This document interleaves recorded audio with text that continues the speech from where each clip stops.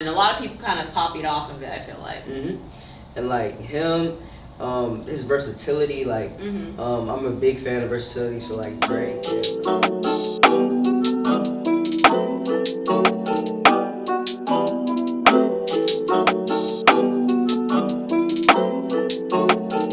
I'm in the big leagues, told her don't miss me.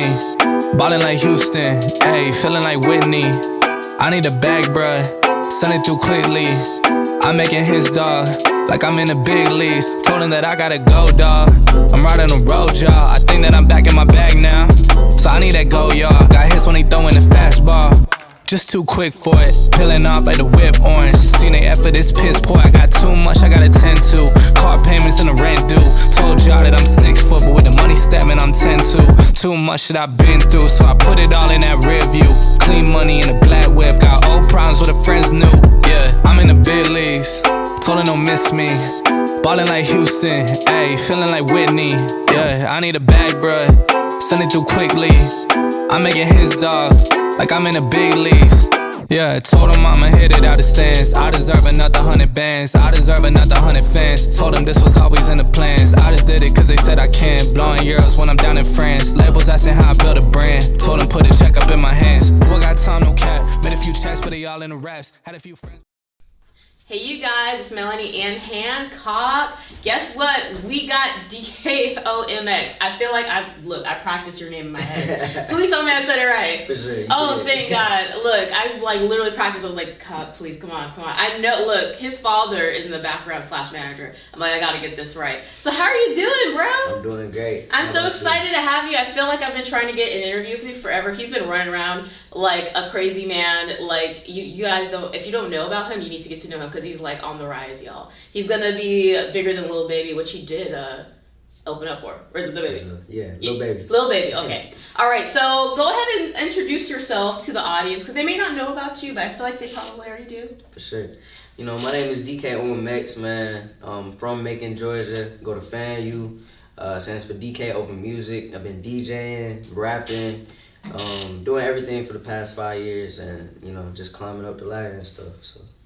You know, whenever I talk to artists, like people who are successful in their business, I notice you guys are all super like humble. Like you guys don't go, yeah, I've done this, I've done that, I did this, I did that, I did this. So I'm gonna go into it a little bit for you guys because he's okay. So his stage presence is not like he is right now, y'all. He's very humble and very nice, but his stage presence will be like, bam. Like, what? Y'all know, like, it sounds corny, but I was like, wow, I was enthralled. So, when you get on stage, how do you transform from, yeah, I'm just a chill dude, to, like, you hit it hard? And I promise you, people will be looking at you like... Well, you just gotta transport back to the place, like, that you wrote your music in. Because, you know, I write everything that I rap, so just when I present that to people or an audience, it's kind of like I'm going back to that place of like, where was I at when I wrote this? How can I make them feel what I wrote when I'm performing? So, you know, I'm gonna be up in your face. I'm gonna be telling you how I feel. And you run around the stage. I love that like crowd participation. You really have that. One thing I notice about some artists is that they just stand there. You be running around back and forth the stage. I love that because you know I mean, if you're trying to get out there, you gotta like really get the interaction to spread the word. Yeah. So also, okay, let's get into you. So how long you been rapping? What made you want to become a rapper? What do you do as a rapper? So really, I've been doing this since I was like little, like really? Just rapping, like writing stuff. But like, I think the main thing that kind of made me want to get into it, like I went to church camp and I'll be there every day. Oh, really? You know, just chilling with my friends, and we started listening to like, you know, Drake and Kendrick and 2 Chainz and like all these other like big rappers always at camp.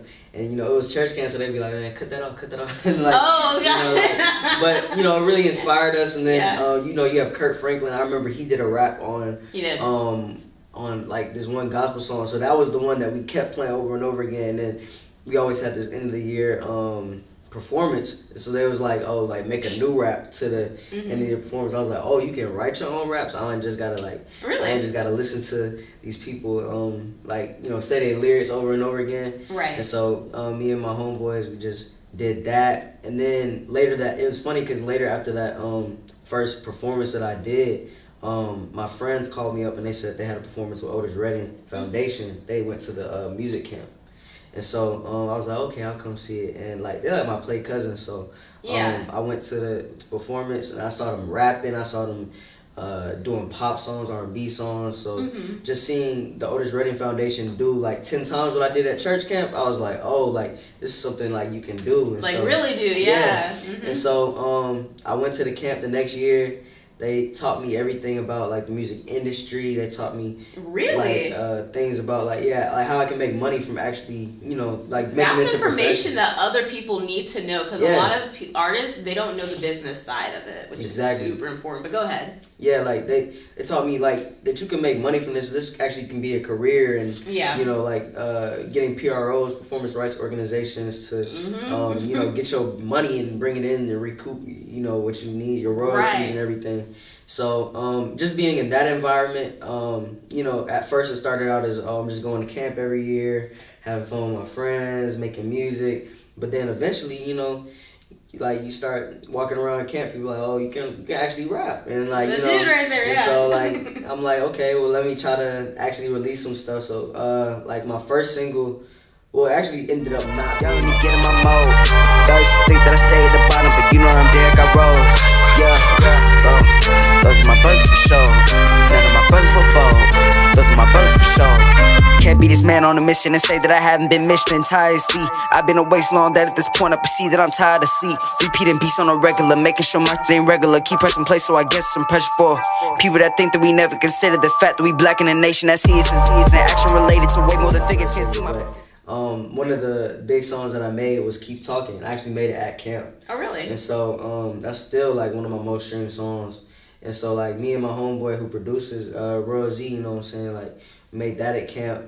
And after that, like I was like, this needs to be released. And the foundation was very supportive of me releasing my own music. So like that's kind of just like how I started and how I got into the career of rapping. I never really sat down and was like, oh, I want to be a rapper. Like now that's something that I'm definitely thinking about. Like this is a way I can support my family and stuff. But at the beginning it was definitely just like you kind of fell into it. Yeah. I think that's with most creatives, because in this world, really nobody really thinks that they can truly make it as a creative, but you have that urge, and I think you fell into it. I like that. So let's talk about your inspirations. Who inspires you, like when you're listening to music, to like make more music? Is there any rappers or anybody you listen to or anything you do to get inspiration? Yeah. Let me think. So definitely XXXTentacion when I was younger. Oh man, yeah. Yeah, like, he was great. He was a big inspiration. And like I was actually at Otis Redding camp when he died, and like really, so he was definitely a big inspiration. It was somebody he's that so was different. He was like his music was just groundbreaking to me, and it really is sad that he's no longer here, because he really had a different sound, and a lot of people kind of copied off of it, I feel like. And like him, his versatility, like I'm a big fan of versatility. So like Drake and people that can rap and sing, because that's something that I strive for. Yeah. But then also like one thing that I really liked about them is they reinvent themselves a lot, and that's something that I'm really inclined to doing over these next few years, is just changing my sound over and over again to kind of fit the place that I'm at. I like that. So, let's get into that. So reinventing yourself as an artist, do you think it's important to, and we could get into the whole Drake's newest album as well, sure. But do you think it's important to reinvent yourself as well as an artist? Yeah, for sure. Like I think it's never beneficial for your listeners just to know what you're gonna give them. Yeah, because it's like it's the same. I feel like it's a product, Yeah, it becomes more of a assembly line type of thing, and like it's much more deeper and personal than that. So, like if you make it deep and personal to yourself and like what you want to change, then you can definitely like just kind of keep evolving. Your fans want to evolve with you at the end of the day. Right. So. They want to grow with you. Yeah. Exactly. So that's definitely one of my goals to keep doing, is keep changing. I love it. So where do you see yourself in like 10 years with this? 10 years, man. Hopefully is I'm either independent or I worked out a really good deal. And I think you'll definitely be more than that, honestly. Yeah. But 10 years from now, I really do think that. Yeah. So like independent. Worked out a good deal, performing every night, going on tours, and just making money that way, and also just being an influence on the community. Like one thing X said, like before he died, he wanted to like impact like a million kids or however million kids, and like that's one of my goals too. Like whatever I do in any kind of way, like with my music or whether I go into a different profession, like I just want to be able to impact the community like that. So I love that. More than just the money, more than just the clout, impacting the community. So let's talk about Go Mode. Let's talk about that. So that just came out. So tell us about that. Go Mode. So like I wrote it. So I went to last summer. So it's almost a year now that I actually made Go Mode, but I just released it. Okay. But so last summer I went to summer school. FAMU was my first summer semester, and it was just kind of. Go Mode is kind of the description of like what it was like being away from my parents for the first time. Oh yeah. Just like being in Go Mode, having to handle business for the first time as an adult. Yeah, it's hard. Now let me tell you, still as an adult, it's hard. So it was like my first step into adulthood, and just being alone and actually having to get into that second level, that second mode of like handling your stuff. And so like just being at college, it kind of even for those 6 weeks of summer, it just taught me a lot. So I knew I only had 2 weeks in between summer and fall before I had to go back for fall. Right. So when I came back, I made it really intentional. Like I'm gonna finish this EP. It's gonna be 5 songs. And then, just kind of talk about what I went through at college, and talk about going away from my parents. Going away is about me leaving the city. Butterflies Flies about me, being impacted by my parents, but also leaving them and spreading my wings. So, and then Go Mode is about just getting in that mode. Getting into it. I know, Go Mode, that's what I feel like when I listen to it and I hear that saying, you gotta grind, you gotta get into it. So you mentioned that you were in college. So what are you in college for, sir?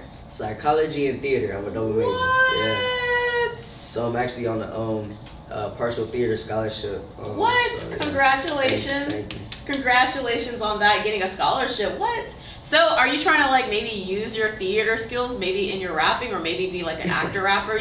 Because Drake, once upon a time, he was an actor. For sure. That's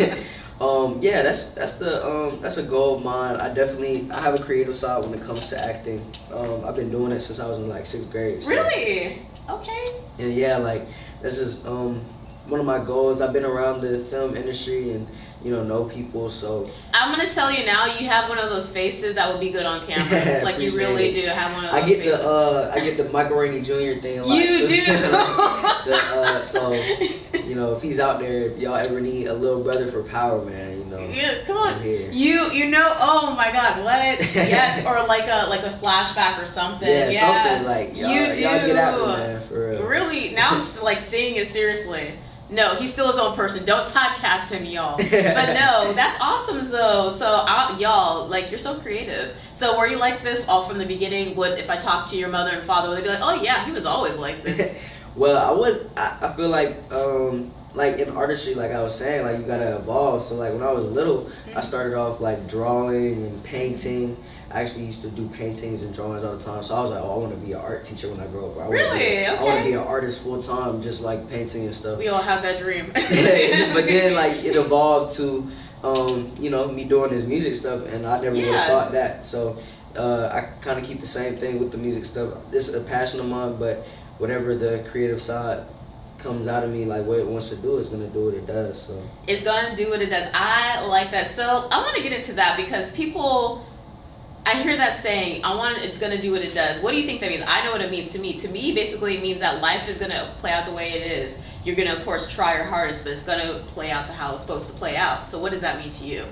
I'm going to just say it means, like, what my girlfriend be saying to me is, like, she just says, like, what is for you is for you, like, and what God has for you is for you. For you, so, yes. like, I can't really force nothing, and it's going to happen. Like, what's going to happen is going to happen, so as long as I'm working hard and any aspect, like, it's going to do what it does. I 1,000% believe that. Even with the saturation of the field, if it's meant for you, it will come to you. And if you're putting in work, it will come to you. I promise you that. So I want to talk to you about some other ancillary things. Let's talk about Drake's new album.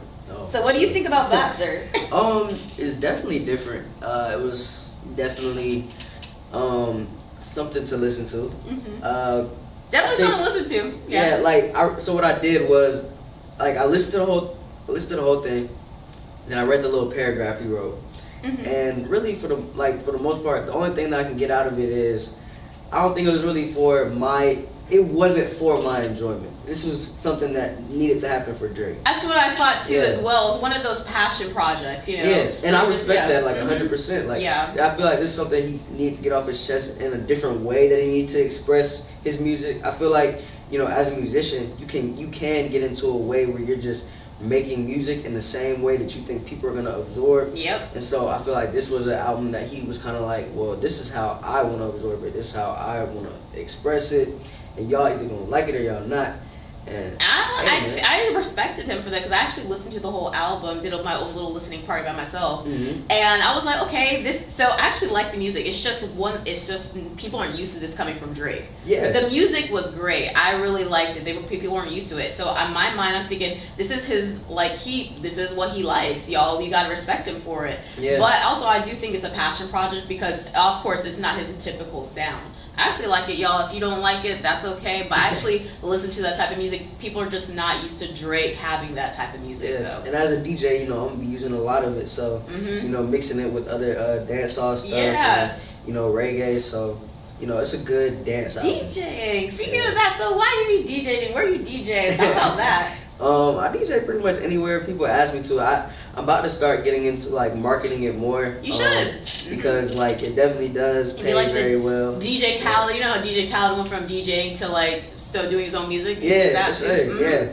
And so, really, it's my favorite side hobby job thing. Really? So. And it does pay well. It does pay well. So yeah, you definitely should get into that as a little side hustle. And like this year at college, I actually didn't have my car, so like I didn't have any way to move the equipment. But I did a couple DJ events and I did good. So, you know, this year when I bring my car, it's looking like I'm gonna have some, you know, events lined up. Heck so, yeah, bro! Yeah. Book him. About to get into it. Book him. Yes, for DJing and for performances, y'all. Yep. But I feel like your people aren't going to be able to reach you like that very soon. They're going to have to go through, well, you got to talk to this person, that person has to talk to this person has to talk to this person. Yep. So it's going to be like that very, very soon. I mean, it's kind of like how it was when I was literally trying to book him, y'all. It took forever. I met you, y'all, background. I met him at an event at Tubman. He blew the roof off. He was running around at the Tubman Museum performing all by himself. Most rappers need like a whole, what do they call it, entourage on stage? You don't need that. Nah. You don't need that. But like, I do like when I have it. Sometimes I do have it. But if I don't, you know, I get to,